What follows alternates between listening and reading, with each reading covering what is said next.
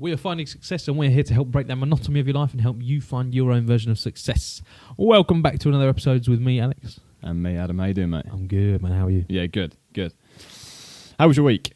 Better this week, or? So much better this week. Good. All right. Lovely. You?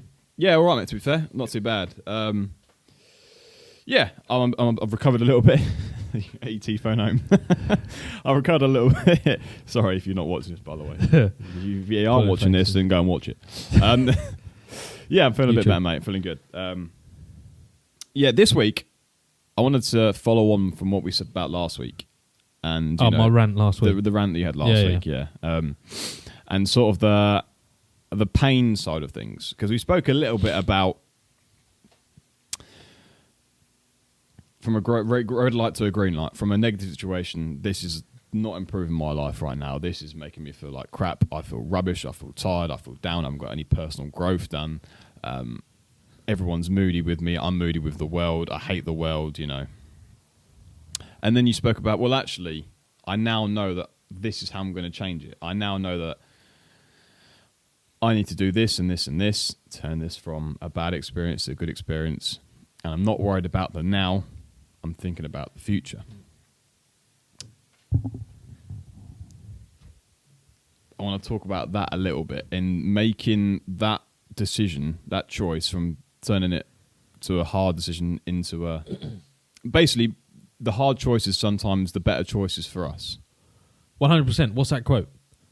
Oh, here we go. Hard choices make an easy life. Easy choices make a hard life. Yeah. We have to go...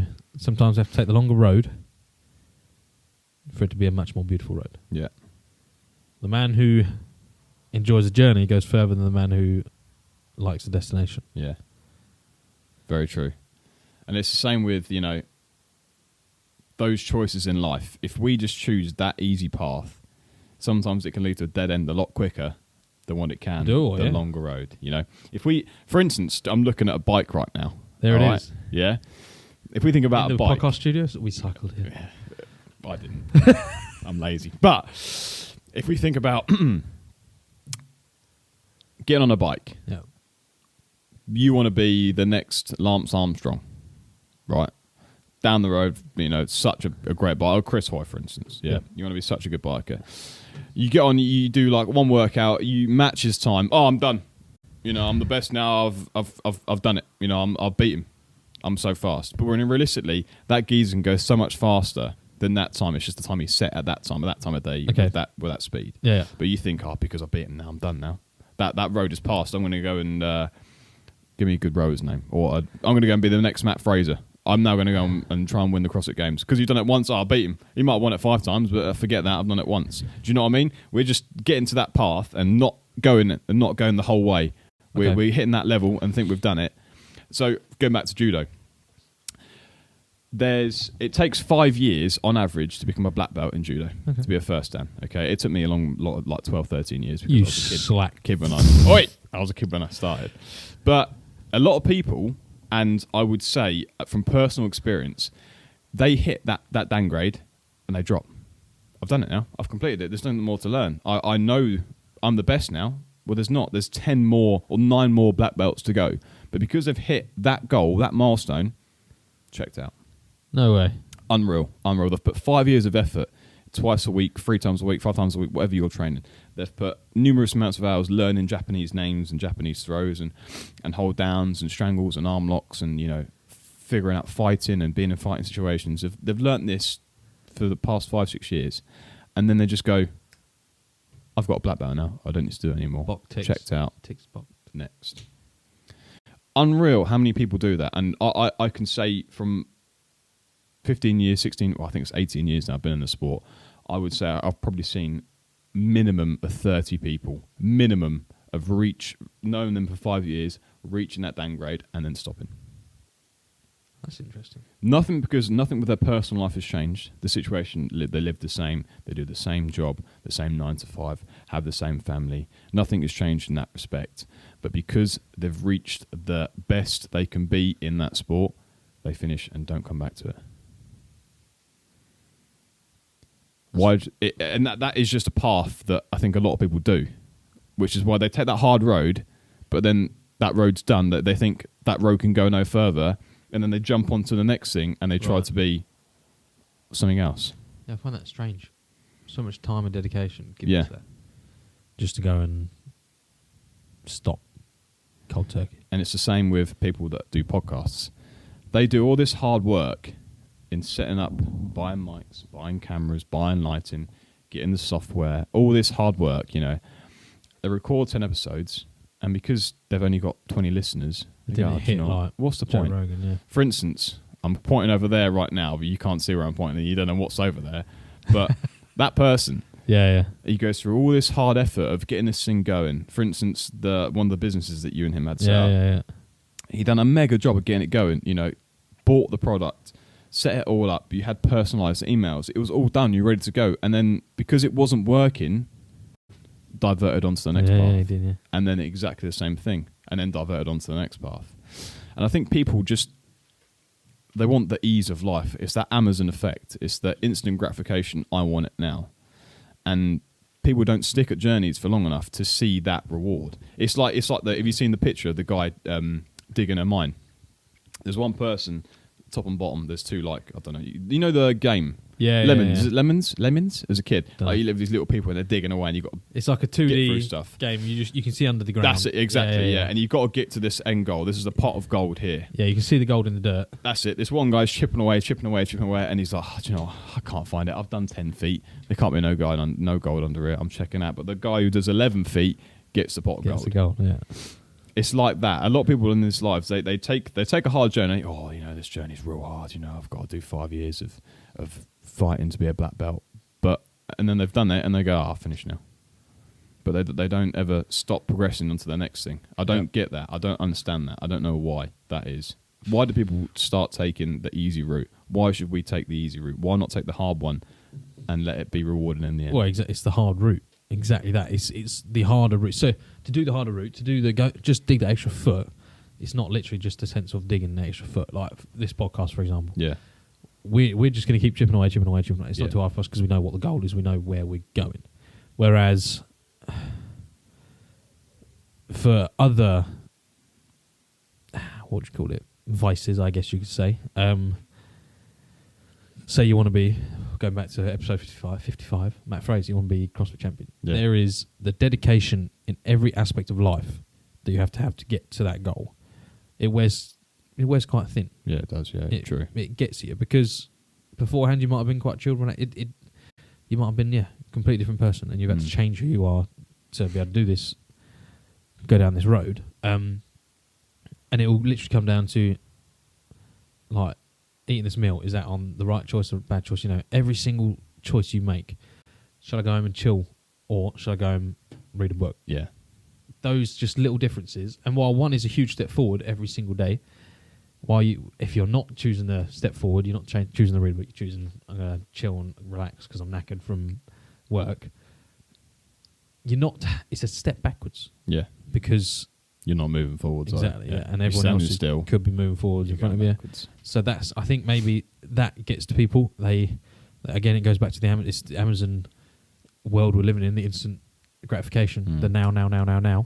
We're doing an episode later about interactions with people. Yeah. Like, we're sort of getting rid of all those in our lives because this phone is so awesome at doing everything we want straight away. We don't need to... There is no hard route now ordering stuff. You know, you don't have to go down to the post office to send a letter. You don't have to... Just to receive anything is so cheap and easy. And it's just... The world is being created. It's becoming easier and easier and easier to be a human these days. Do you reckon that's affecting the world's... the world's personality in a way?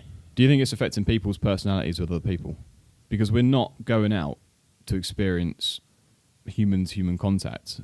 We're experiencing human-to-computer contact. And we're just almost relying on that situation to get our lives lived. We're not almost living our lives anymore. We're just looking to live our lives. Does that make sense? We're not going out to grow as a person. We're not going out to make more friends. We're not going out to experience new things because we can see that on YouTube. we can see that someone's climbed the Grand Canyon and it looks awesome. I've got a picture in my living room or whatever, and I've seen it. Do I really need to go there? Well, you know, what we're going to see difference. Yeah, I might go, wow, that's a cool picture. But then people go, well, you know, why am I going to spend all this money when I can just... It's like the whole hype with the NFT thing, you know? NFTs were blown out the water January, February, whatever. Everyone's got talking about NFTs. Yeah, it was massive. And it was going to the moon. And then it was quite a few people going, well, you can't screenshot them because it's not verified. But I can still get the same picture and the same experience. And then when people started screenshotting him, the things started to decline. And it's gone from like being one of the fastest growing markets in Earth to now being very, very small. No one speaks about it because it's worth absolutely nothing. It's almost like that.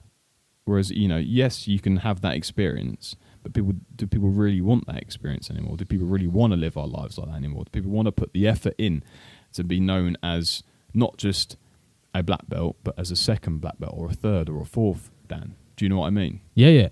I don't think they do want to put the work in. I think the work is painful. Yeah, which is why they want to take the easy path. Exactly that. Yeah. The hard route is painful. It's tough. It's draining, and we all know we're into gym. I'm sure most of our listeners are in personal fitness. You know, excelling yourself. To be able to grow a muscle, you have to put it through quite some pain. Yeah, that's just the way it is. You have to put your lungs through pain, your body through pain, and that's how you grow. Same with your journey. Same with podcasts. If you're trying to whatever. You have to go through a little bit of pain to be able to get out the other side. There's no easy route to, what would you call it? Like, I want to say heaven, but that's not really the right word. To bliss. Yeah. There's no easy route to bliss. No. Like, there's going to be thorns and that on the trail and some snappy alligators maybe somewhere. I don't know.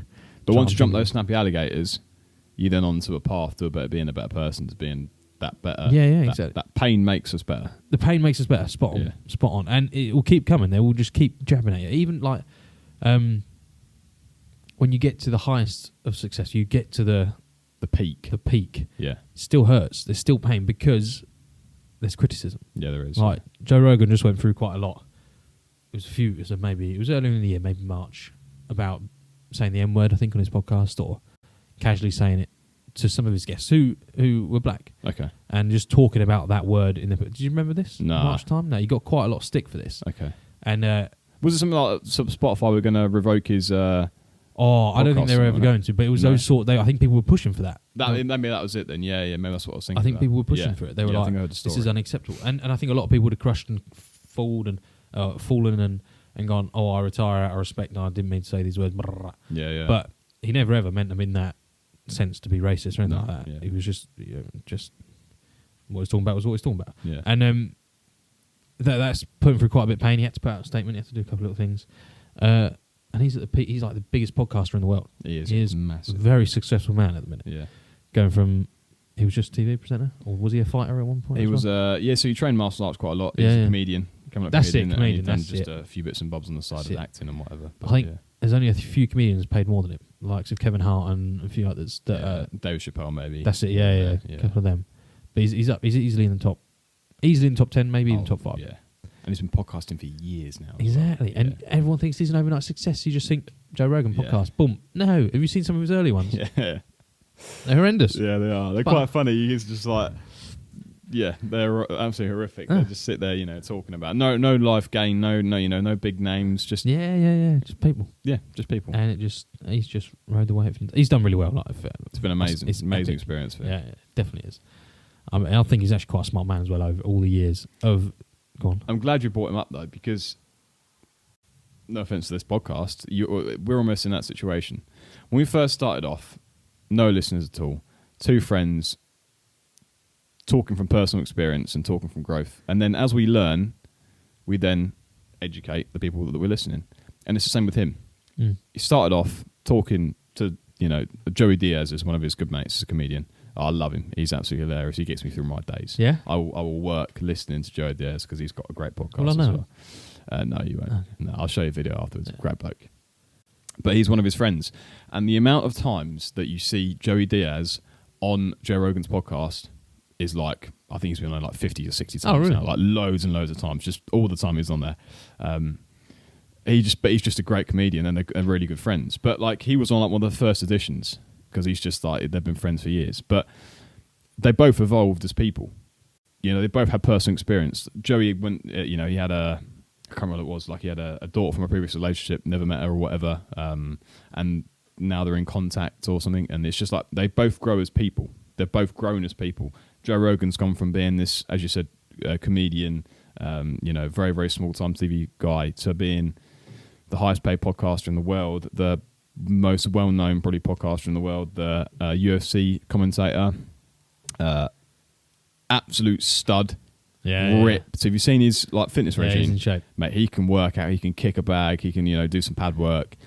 You know, he goes into the sauna, jumps into the ice bath. He even speaks this. So, oh, you got me off on a rant now. We're now talking about like him finding his best version of his life. Has he been listening to this podcast? He must have done. He must. I reckon he is. He just doesn't want to talk about it because he doesn't want us to overtake him. Yeah, that's a fair point. Yeah. But he was speaking about AirPods, and he was saying that I've tried all AirPods. I've tried AirPods 1, 2, the Pros, the third generation, and the only ever one that I buy is the very, very first generation of AirPod, because that is the only version that can withstand going in a sauna and going in an ice bath, and that is it. Yeah. How many people are going to buy AirPods and test them out and see if they break? Well, I'm not going to use that one again. They'll just buy another version because I think it's the best. But he's found that version 1 is the only one that goes through all that pain and doesn't break. That is the type of bloke that you want to learn from. Yeah. Because he is the type of person that experiences everything in life and tries what doesn't work.